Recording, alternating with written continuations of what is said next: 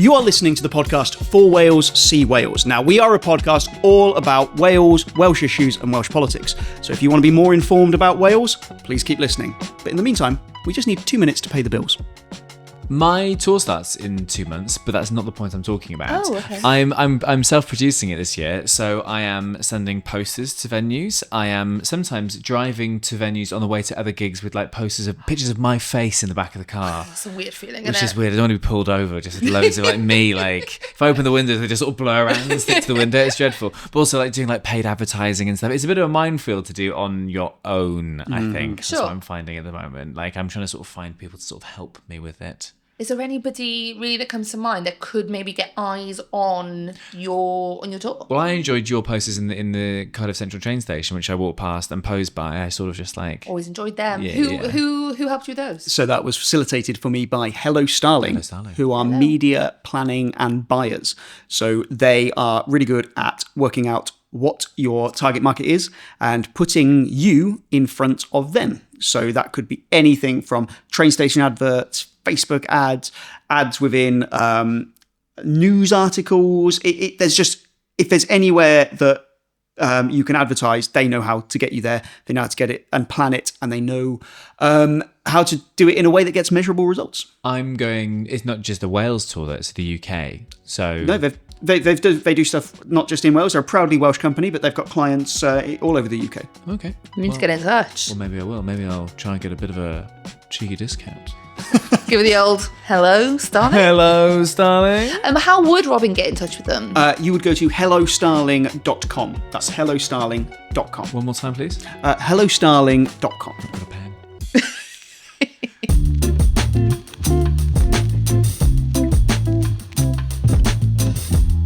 Hello and welcome to another For Wales, See Wales with me, Robin Morgan. Me, Will Hayward.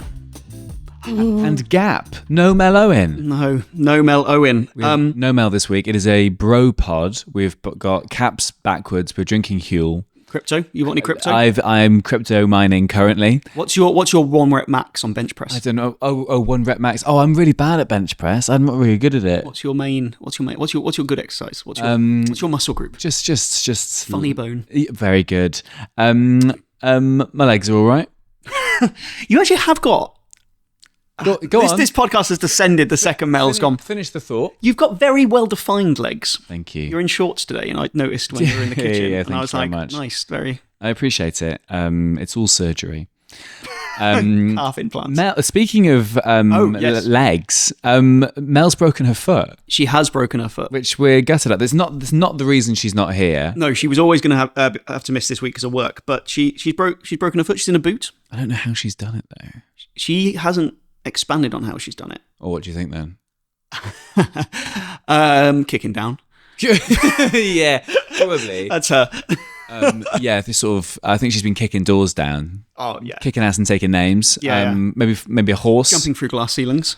Oh shit! Maybe that's it. This is it. Ladies, know your place. Now I know. The real travesty of this is it's going those boots that you have to wear because she's wearing a big boot now, isn't she? That's going to make her even taller than me. Oh yeah, which was my first thought.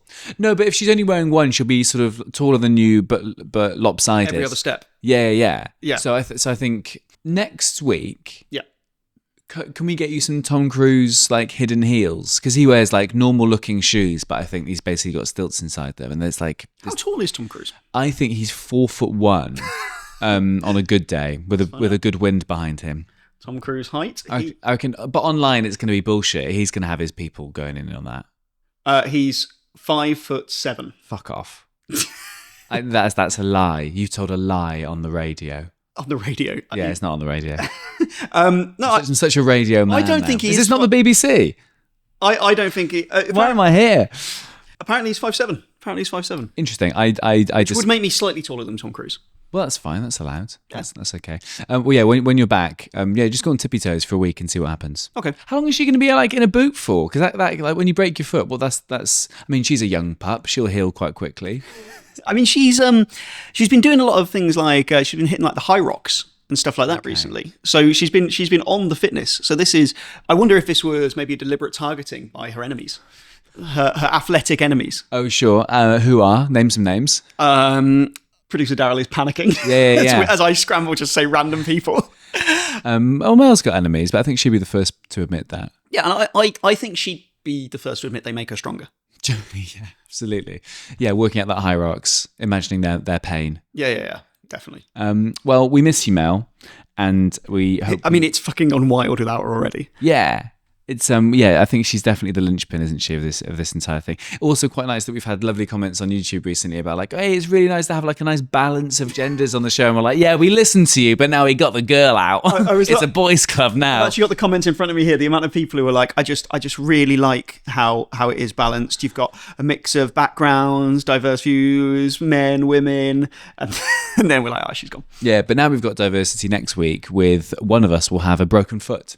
Exactly. I think that's and too long the broken foot community has not been represented on this podcast. Me and you are very different. Like, you've got big legs. We sure. Yeah. We both were at Cardiff Uni, but a year apart. Even though they're the same age. What halls of residence were you in? Have we discussed this? I was in Talbot Court. I was in Tally Court. Did you leave a stain on my wall? Oh, that's gross. Did you have a stain on your wall? Did you? Well, let's not do this. Yeah, I can see the question. Miss you. Right, shall we? Let's talk politics. Do you fancy beginning with a fact check of Reform UK? I love a fact check. Excellent. So this reporting was actually done by Ryan O'Neill, who I work with on my newsletter. Shout out to Ryan. Shout out to Ryan. One of the great things about people subscribing to the newsletter means I can afford to pay people to do good stuff. And Ryan has done some very interesting reporting around Reform. So, Stuart Keat, earlier this year, he became Reform's first elected councillor in Torfaen. So, congratulations. He was their first elected councillor in Wales. They'd had lots of people defect, but they'd never had anyone elected. Mr. Keat actually went on GB News. And so they were discussing the protests that there'd been around the hotel in Epping after an asylum seeker living there was charged with sexually assaulting a girl and a woman. Obviously, that's been really big news. His prison release, all that sort of stuff. The asylum seeker, not Stuart Keat. Sure. They were talking about it, and he was actually asked in the interview whether they had migrant hotels in Torfaen. He didn't. He said they didn't, but this is what he did say. Now, it's because some people talk about Reform as if they're just got like a one-hit party and all they ever talk about is the boats. I notice you haven't mentioned that, which is great to hear that people are talking about other things than that. But do you have a problem with migrant hotels where you are? No, actually, we haven't got in our area, in my area, migrant hotels. But I tell you what is an issue, though, Nana, right, is HMOs. And I know within my area at least 4 HMOs that are going through at the moment in which are being designated, what we believe, for asylum seekers. Now, Wales, and I will tell you now, Nana, is as a real community here. You will go down streets in where you have whole families there, grandparents on one side, and children on the other side, and grandchildren are running across the street. Real communities which are quite closely knit. And I'm really fearful because if we don't control this, if something was to happen within our community and where a child, was sexually molested, the place will go off. They'll make Epping Forest look like a fairground fate because basically a red mob can get out there within 20 minutes. Well, obviously we wouldn't condone or want that, but I understand where you're coming from. And obviously not all channel migrants are bad, but it doesn't take many to poison the bunch, does it? You only need a few bad apples. Thank you very much, Councillor Stuart Keat. Really good to talk to you from Torfaen Council. Really good to talk to you. Thank you. There's a lot to unpack in that clip. There's a lot to unpack. Enjoyed Nana from GB News there saying, like, people think that Reform are one-track party. I've noticed you've not mentioned boats. Could you please mention immigration, though, because that is very much what we're here to talk about. His quote was, "I'll tell you what is a problem.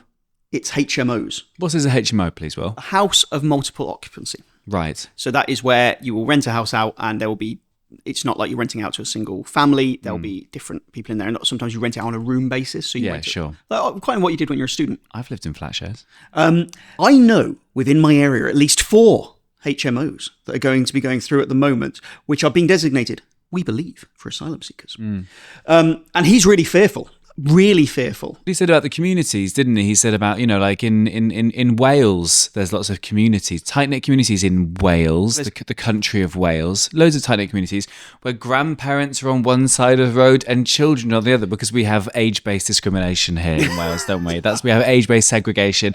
And he said children are running across the road, but that's not what he's worried about, Will. Do you know what he is worried about? Well, tell me. Potentially fictional HMOs. Yeah. So we wanted to look into that. Ryan contacted Torvine Council and said, are there 4 HMOs currently being developed for asylum seekers? And a council spokesman came back and said, as of the 23rd of October 2025, there are currently no HMOs in Torvine Borough which are being used to support asylum seekers. We can also confirm that no HMOs have previously been used for this purpose in Torvine. At present, there are also no HMOs in development or under consultation for this purpose. This claim is therefore incorrect. That's a great statement. It's a fantastic statement. Imagine how happy they would have been writing that. Like they would have checked, right? Like that's a bod at the council going like, can we just double check? Oh, this is a great email. Mr. Key, I am sure, as a responsible politician, wouldn't have just gone on like a national broadcaster and said something that wasn't true or that he hadn't checked. So we thought we should give him a right of reply here. Maybe the council are mistaken. Yeah. So we approached Mr. Keat. In the street. Yeah. Ryan rang him and he said, and I'm going to do this exactly how he said it. No, that's not what I said. What I said was we were talking to a number of workmen, yes, who were working in the area. They were contractors who were contracted for a contractor, and they were preparing HMOs with wet rooms, doing wet rooms out. They were in HMOs within the northern part of Pontypool. And their understanding was, these workmen, was that these properties were being used for HMOs because they were working for, I believe, for a contractor but that's contract work for a company called Clear Springs, I believe. Well, that mic drop. Yeah. Well, that solves all that then. So it's fine. So Mr. Key has had a chat with some workmen, and this was seemingly for him categorical evidence that there was 4 HMOs, which are a real problem. In Torvine. So remember he said, I know within my area at least 4 HMOs that are going to be going through at the moment, which are being designated, we believe, for asylum seekers. Yeah. When we said to Mr. Keat that the council had said this was incorrect and asked if he could provide information to back up his claims, he said, I didn't say that. I said I used the word believe, from the conversation I've had. He then told us it was an inconvenient time to call and to call back later. Yeah. So we then approached Mr. Keat a bit later and said... At a more convenient time. And said, obviously we contacted him through some workmen, because that's how he gets... Yeah. Suppose to fill out a wet room in his basement. Yeah. We just put on some kind of overalls. Yeah, it's he emailed and he didn't respond for 24 hours. But then he responded with... desperately trying to build a HMO in his area. He then did reply with an email where he just sent us a document without any explanation, and it was a document from both Blaenau Gwent and Torvine councils regarding asylum seeker accommodation. So the document itself was a submission to the UK government's Home Affairs Committee, where it talked about how asylum seeker accommodation was being delivered across the UK, and it talked about strong local opposition to migrant hotels. It talked about Clear Springs, the company that are being used to develop, to support accommodation for migrants. But the document did not refer to any HMOs, either in Torvine, Pontypridd or anywhere else. And it's also dated from February, which was 7 months before he made his comments. So it wasn't really evidence of anything except that councils are being asked to look at whether there is the possibility of migrant accommodation. So you have to do your due diligence reporting wise. So what we thought, right, okay, we're going to check with Clear Springs. So we approached Clear Springs and said, are you working on any HMOs in Torvine? And they directed us to the Home Office. A lovely organisation, the Home Office. We approached them and we said, look, we're just looking to fact check this. We want to be really accurate in our reporting. Can you respond to us? And they said, yeah, we'll get your response. 24 hours later, no response. We chased it a few times, and then they came back to us and said, oh, sorry, we don't respond to Substack accounts. Firstly, it wasn't just for a Substack account, it was going to inform like Guardian column, like I'm also, it seemed weird because I'm a member of like the UK government press lobby and member of the Welsh government press lobby. That's weird, isn't it? So I chased it a lot, but apparently the Brains Trust in the Home Office press office was like, no, we don't respond to people with Substack accounts. Do you want me to ask? Yeah, if you would. Okay. I'll go in and Show them your legs. kick the door down with your amazing calves. All these thighs. Change your mind, Home Office. Who's the Home Sec now? Shabana Mahmood? Yes. Oh, go on. Go on, Shabs. Respond. Please. Drop me a DM. So this is what we can say at the moment with regards to this. Maybe Mr. Keat is right. Maybe there are 4 HMOs that have been worked on in Torfaen that are going to be for asylum seekers. But we can find absolutely no evidence of it. Yeah. We found the local authority who were categorical in the fact this wasn't happening. And when we approached Mr. Keat, he also could provide no evidence except for a random conversation he had with some tradesmen in a wet room. Yeah. That sounds like he goes to fight clubs, and I quite, and I have no evidence to provide that, but I will say it on the GB News. The first rule is you do not talk about HMOs. He's broken it immediately. He's broken it straight away. Yeah, that's a confident man who's on GB News spouting things with no evidence, right? Yeah, I mean, I think it's important with stuff like this to not just scrutinise it and fact check it, because ultimately, how many people who watched that at the time are going to be now hearing this and saying, oh, right, he was wrong about that. What we saw with Caerphilly is, especially initially when Reform were really pushing this immigration's a big issue in Caerphilly, I think a lot of the reporting around actually, well, these are the number of immigrants in Caerphilly, I think that actually did move the needle in terms of the dialogue. Interesting. And I think a lot of reporting, it's not about necessarily directly reaching the people who are been exposed to the misinformation in that moment. Quite a lot of it is about showing, basically allowing others to understand the actual facts and showing your workings, right? Like if you just report on what people say, the people with the loudest voice who control the narrative, that becomes the narrative, right? Whereas if you actually get into the nuts and bolts of it all, this has been that kind of thing is rife on social media. Like that clip of like you see it on. Weirdly, I find I'm quite obsessed with Facebook groups, which is kind of pictures of Cardiff gone by and like Britain, and like they're using AI to regenerate, and occasionally the mask will slip and they'll spout something incredibly bigoted, but like, or a news story or something will get shared. I'm sure we've all got like family members and like distant cousins and stuff who are kind of like sharing those things, and that stuff can't be challenged, and the algorithm it enjoys any sort of like people getting angry in the comments, but that's on a news station. Some of the posts in that, like, from that just Cardiff Days Gone By group. I mean, most kind of areas had that sort of Facebook. Yeah. Not that one specifically. But some of it I love. But some of the posts I really like. Yeah, because you're like, man. Look at that. Oh, I've been to that pub. Yeah, I used to be there. Yeah, great. But then you'll get someone who will post like a meme, which basically says it's just a picture of like kids now looking at a phone going, in the 70s, we didn't have heating. We didn't have phones. We played out till it got dark. We used the lampposts as our time to come in, but by God, we were happy. And I'm like, fuck off. Yeah. There's also asbestos fucking everywhere. Things can change. Some change is good. It's possible that some things were good then and some things were bad then. Yeah. Some things are good now and some things are bad now. Yeah. We don't necessarily need to set everything up as being like opposed to each other. I think this about like my kids, we don't want them to be like on screens constantly and stuff, but it also like I don't want to try and recreate my childhood for the sake of me thinking that it was better, because if my parents did that to me, I'd be playing with like a metal hoop running down the streets, like that kind of put down your Tamagotchi and play with this abacus. Yeah, exactly. So I think I think progress for progress' sake, maybe not the best thing, and I think it's all of life is pretty much a grey area, right? Yeah, but. Yeah, Keat, shame on you. Economically, Wales has a lot of challenges. A lot across a whole range of different metrics. Our economy is struggling compared to other parts of the UK. Our economy in Wales is disproportionately reliant on manufacturing. So it's almost 16% of our economy is manufacturing. Compare that with under 2% in London, for example, which is more financial services. Now, this isn't a bad thing. We produce stuff. We make things that people need, and although maybe that doesn't generate the same amount of revenue as the city, but it does provide things that society and human beings require.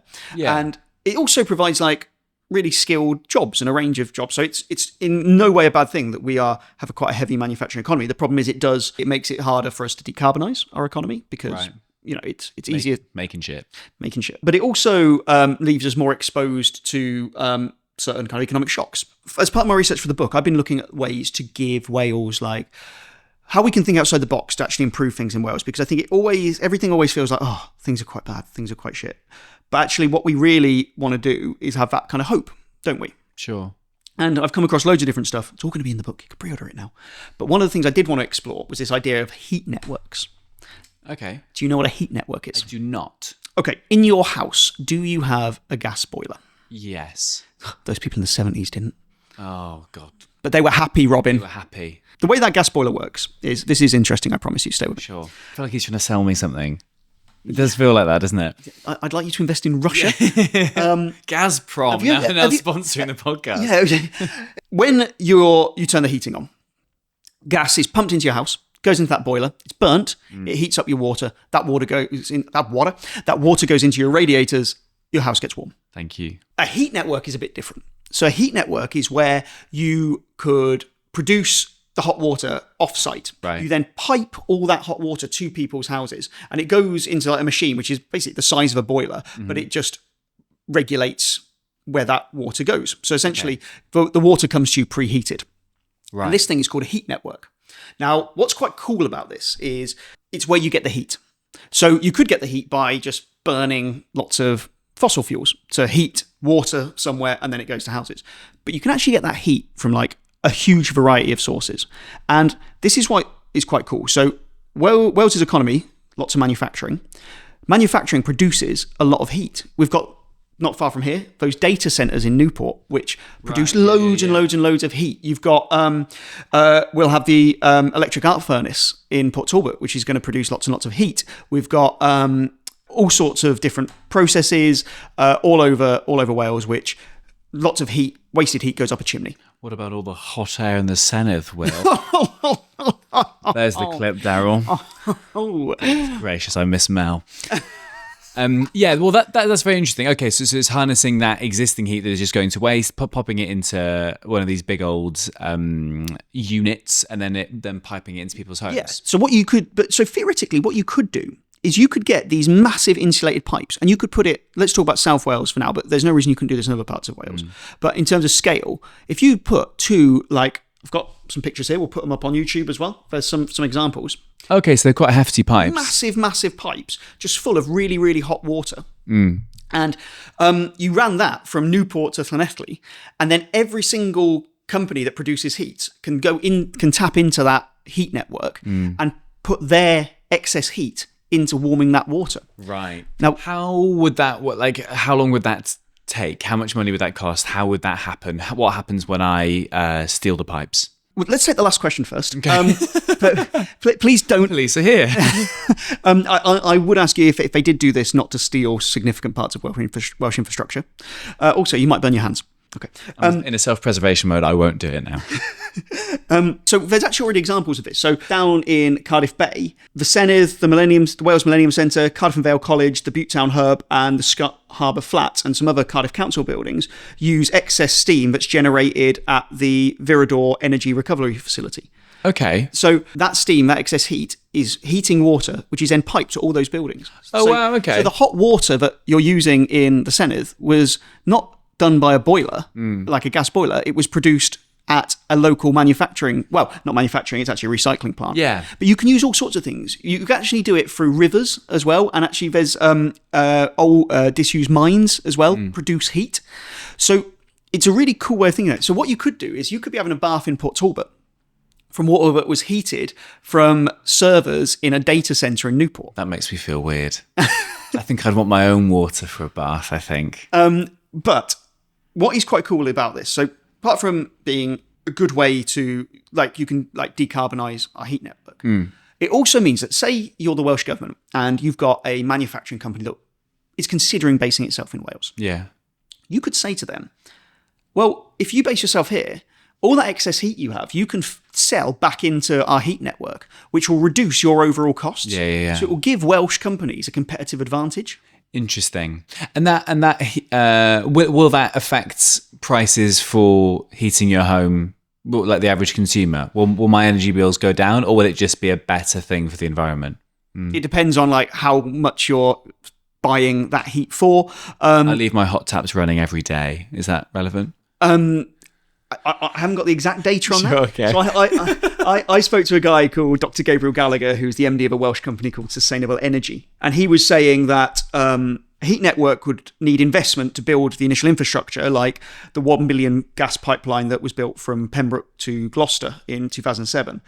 But a heat network connecting towns and cities from Llanelli to Newport would cost a similar amount of money, but could give South Wales a global leading energy asset for a century to come.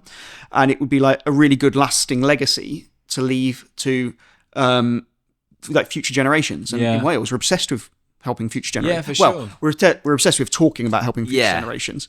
And I think something like this would be that sort of investment that we just don't see in Wales, that outside the box thinking, and also the expertise that this would require to construct. I mean, these things are really common. Like in Denmark, there's loads of them. Yeah, this is not a non-proved technology. I quite like nicking ideas from Scandinavia. It feels very like, oh, okay, we could be Scandi. Is that why you're tall with big legs? Yeah, yeah, exactly. I stole them from a Dane. Yeah, so I just thought that was quite an interesting concept. Yeah. And I think that is nice. It's hopeful thinking. It's outside the box thinking. You know, like, and we've talked about Wales's sort of geographical makeup, utilizing that as well. Obviously, you know, wind and everything like that. I think that's I like it. Will, I'm going to vote for you. I want to stay on that topic of like kind of cool stuff Wales does, because it's really important to highlight the challenges that we have in Wales. Like I think there's real value in doing that, and I think that Welsh issues are not highlighted enough. But I think it's also important to learn from some of the successes we've had. Me and you recently, we didn't know each other were going to be there. We went to a Swingers Club. Yeah, I was like, God, I know those calves. Lovely mask you're wearing. It was great. Sorry, we were at an event, weren't we? Which we went separately to, and we had a nice little impromptu meeting at. It was really nice to see you there because I didn't really know many other people. It was one of these networking things that there's a lot of canapes.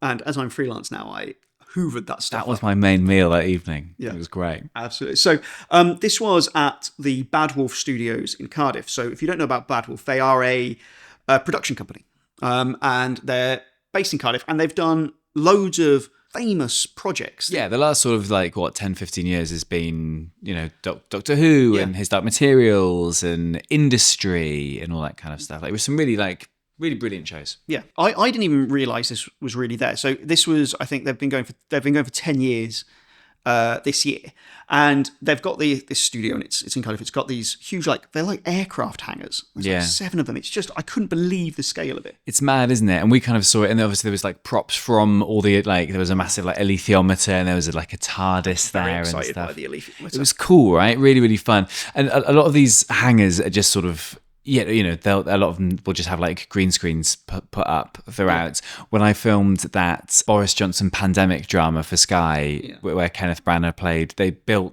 it was in Norfolk. These is an old aircraft hangar, and they built a proper Downing Street within it with like several floors and stuff. And it was mad. And then I think on the last day of filming, I was like, what's happening to all of this? You realise the skill of the people involved. Yeah. It's just unbelievable. Just proper jobs, and they were just tearing it all down the next day. It's mad. I was like, I'll take the door. I'll take the 10 Downing Street door. So with Bad Wolf, what I think is quite interesting is about how it started. So most production companies, they're very, very, very movable. They're very there's no kind of permanence to them. So what they'll do is, say you want to produce a TV show or a film, they'll go to a city or country and say, what are you going to give us to make it here?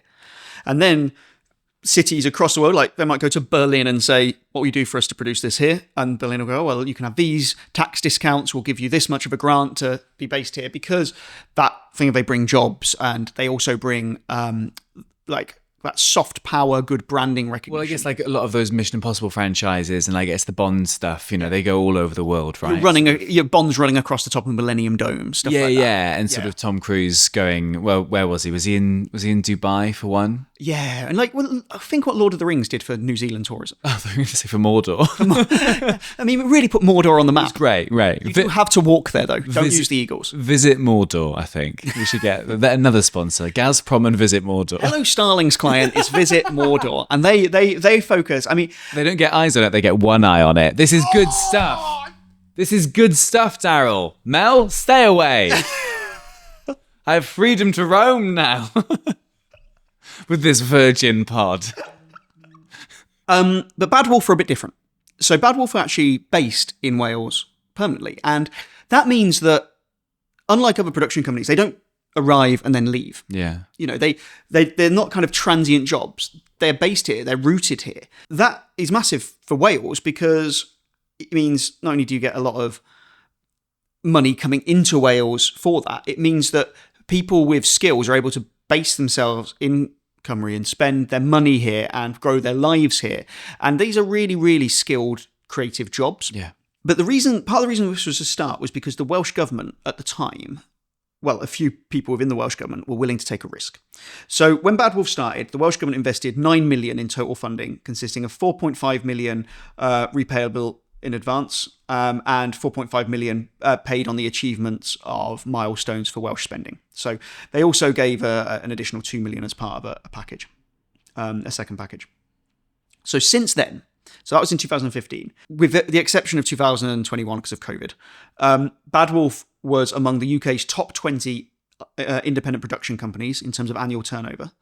Outside of London, it's consistently been in the top 10. But as of 2024, it was not only the largest independent production company outside of London, it's the largest in the UK.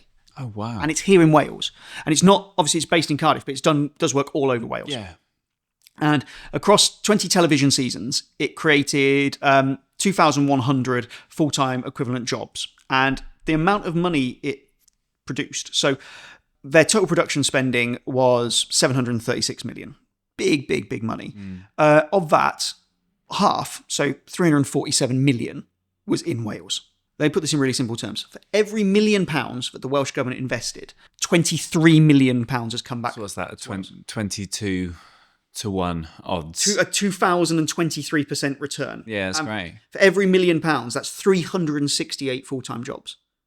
Yeah, this is it. Like when I left, I really wanted to work in TV, media, journalism, like something in a creative art when I left uni. Applied for loads of like apprenticeships in London. Like had a room in a flat ready to go as soon as I graduated. Just couldn't get anything unpaid. Was about to move there and just work in a bar. And then decided my now wife was like, maybe just like stay in Cardiff for a little bit. Like we'd been dating like 6 months. Started working behind the bar of a comedy club. Started doing comedy. That's how she got a clause in.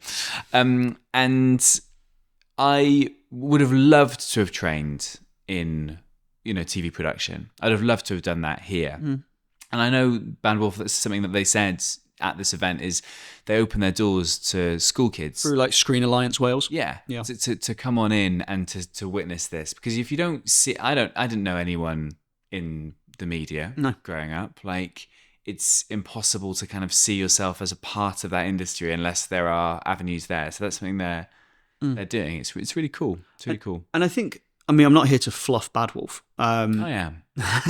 Give me a script commission. I'm the new Doctor Who. I'd be a terrible Doctor Who. Would you? Yeah. You'd be quite good. Just wearing shorts all the time. Yeah, I mean, yeah. I will get the calves out for a Patreon episode. I love that we keep talking about, we haven't got a Patreon. Yeah, no. Some people are Googling it. Stop promoting our Patreon. We don't have one. I'll give you my personal bank details. That's Sponsor us to get Robin's calves out for the lads.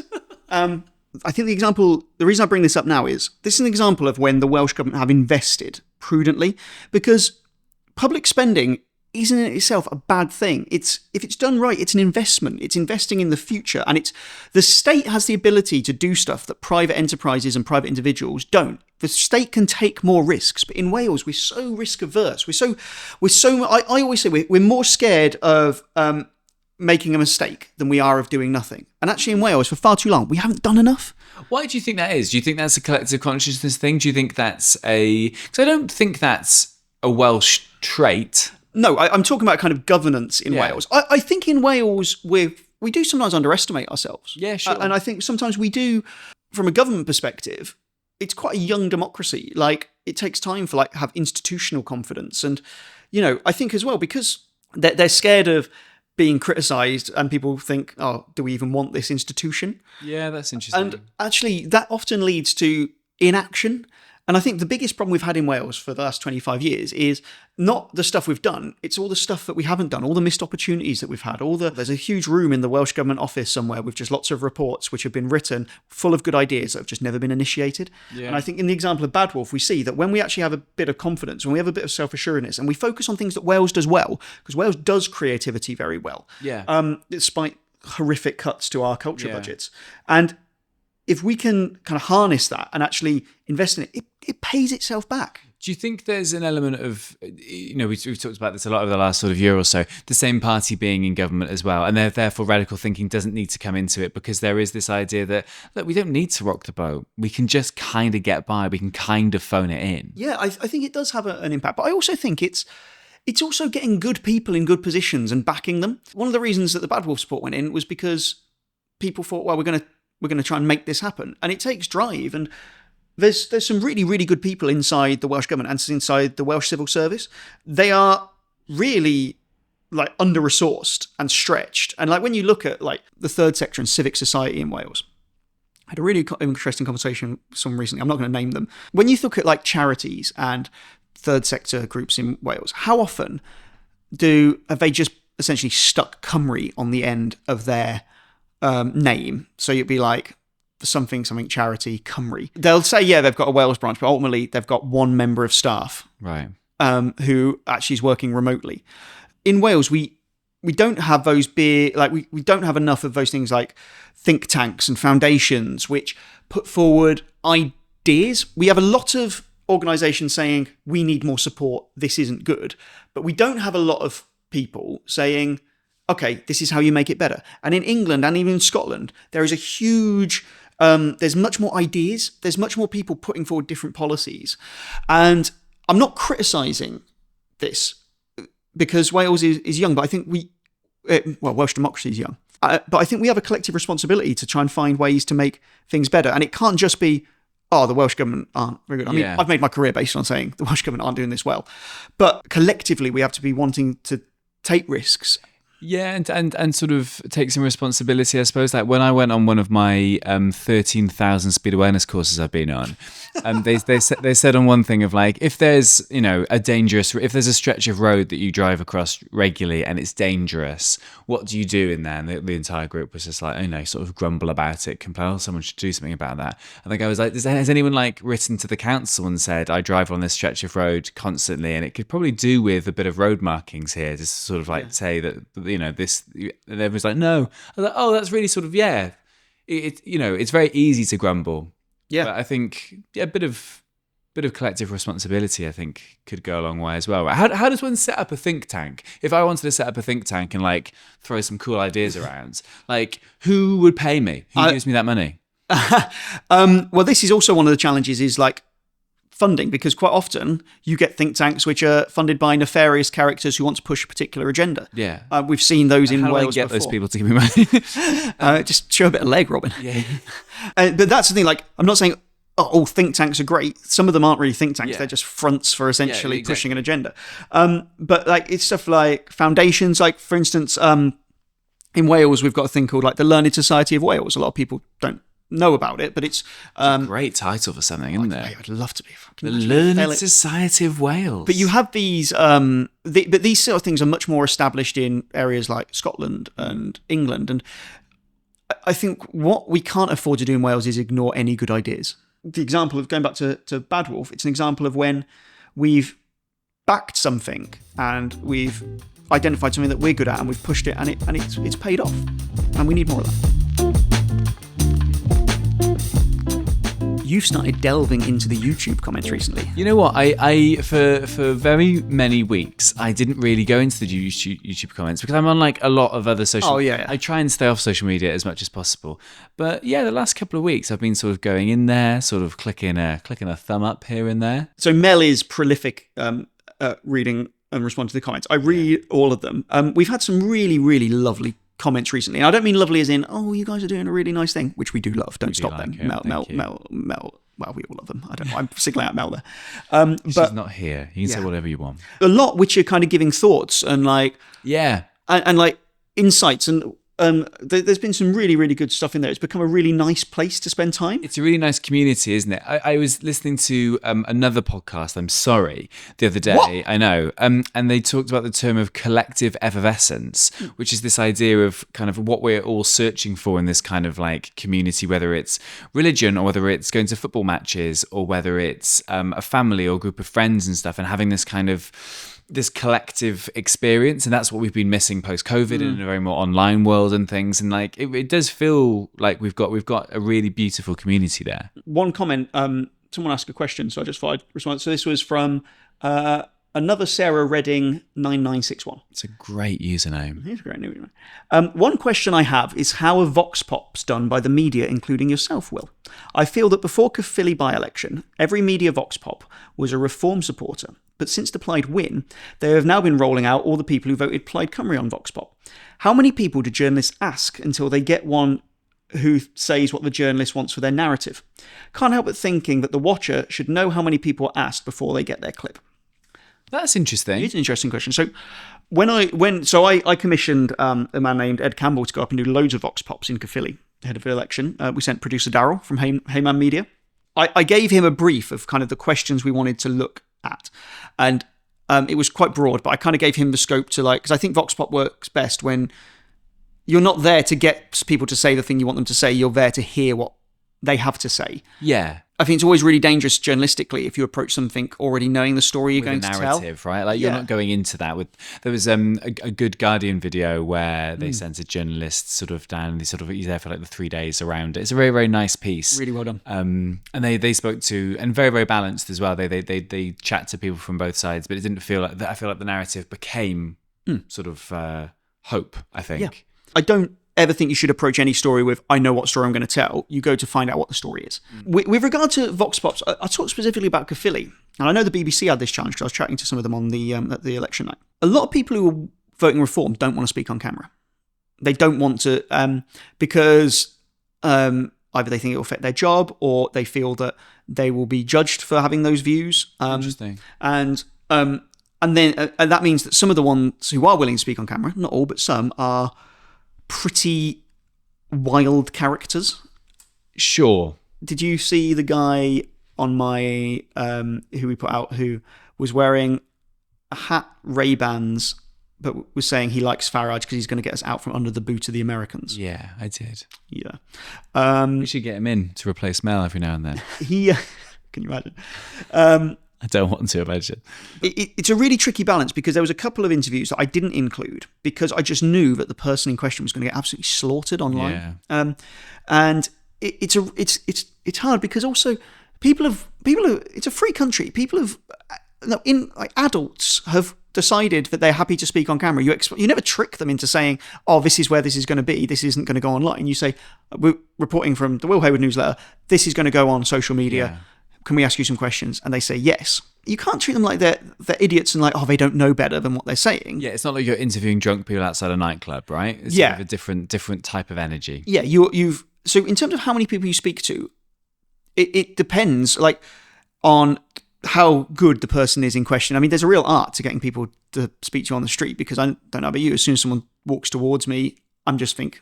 Oh, I've done it for radio before, and I've done it. Most summers I flyed my own show in Edinburgh. People, it's a tough sell. It's really tough, and Wales is really great for vox pops because people are really nice. Yeah, people want to talk to you. People are willing to stop and have a bit of a conversation. So going back to that question of why was there more Plaid afterwards? I think I can't speak for other news organisations. We were really keen to try and find people who were voting Plaid and understand whether they were, because I thought there was something really interesting about people who weren't Plaid supporters who are willing to vote Plaid, and that's something I wanted to explore. Yeah. But people are just much more willing to talk about why they voted for someone after they've won. Yeah, we've talked about that before, wanting to vote for the person, wanting to seem like you have won specifically, you're on the winning side. And I think people also switch off from politics when you've lost. Yeah. You disengage, right? You're not so willing to you'll stay off social media. Like if your football team's lost, you'll sort of you'll stay away from it for a bit as well, won't you? Yeah, definitely. So we had the video of everyone we spoke to. We included everyone who was willing to speak to us. The only ones we didn't include, one was quite a young person, and I felt there might be a bit of a safeguarding issue. It's a baby. Yeah, it was a baby. It was furious about a nearby HMO. Yeah, a reform voting baby.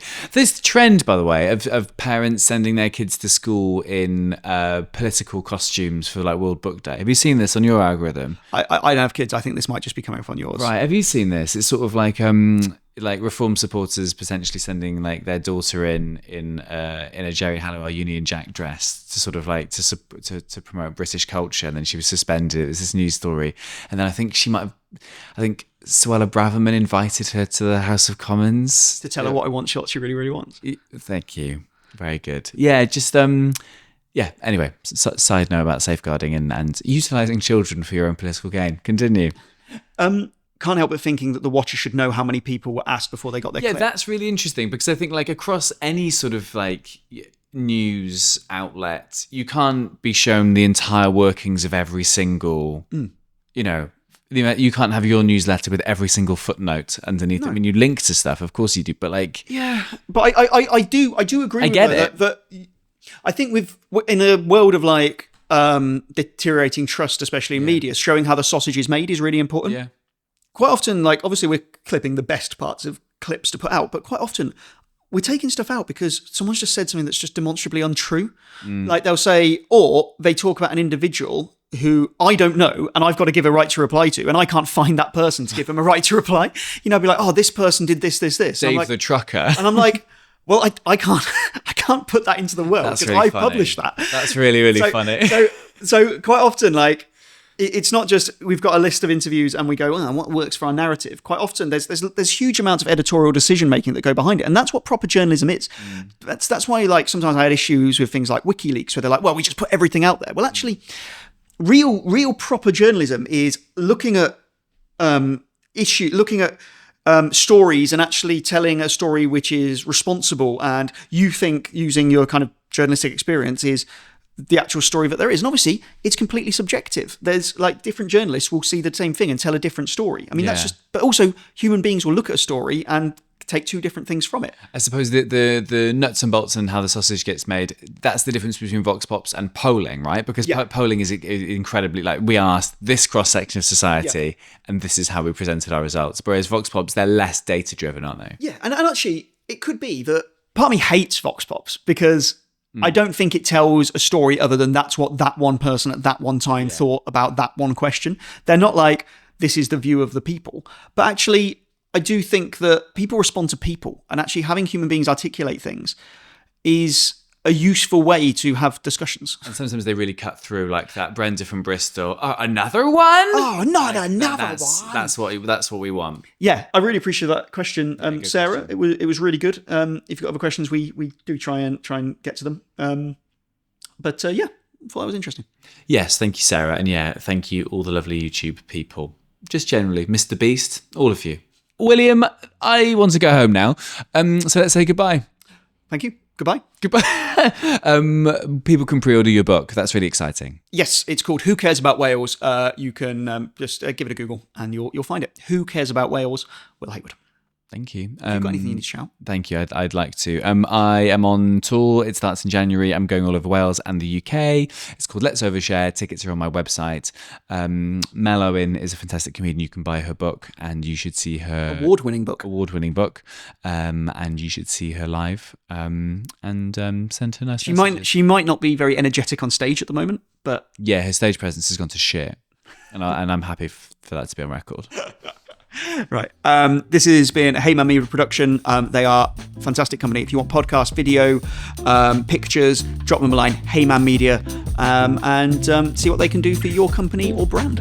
Shout out to Gazprom. Bye. Bye.